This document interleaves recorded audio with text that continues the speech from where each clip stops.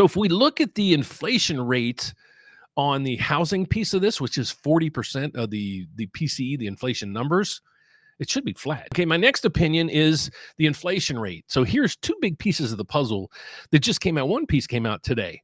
The rent equivalent, the rents that we have to pay. Apartment rents drop further with vacancies at a record high. Inflation, a big piece of inflation comes from things like this. How much it costs us to live in a home. Okay.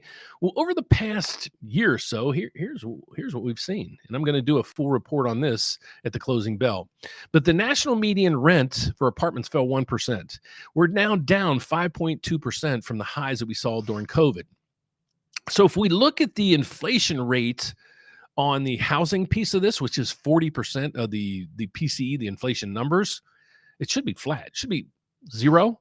Well, the projections in the numbers that they're using is showing housing is up like 7%. Well, it's not. It's actually zero. Okay. So now another huge piece of this puzzle is if you watch me on a daily basis, we also track this through here. We track oil.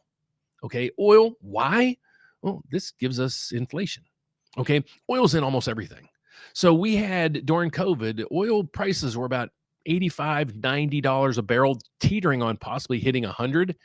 We're half of that now. So now you have energy, huge piece of inflation, and also the housing equivalent rents stagnant. If you don't have that dramatic push on inflation on tariffs, and you have a lot of these other pieces or components coming down, that means, in my opinion, inflation might just be in check.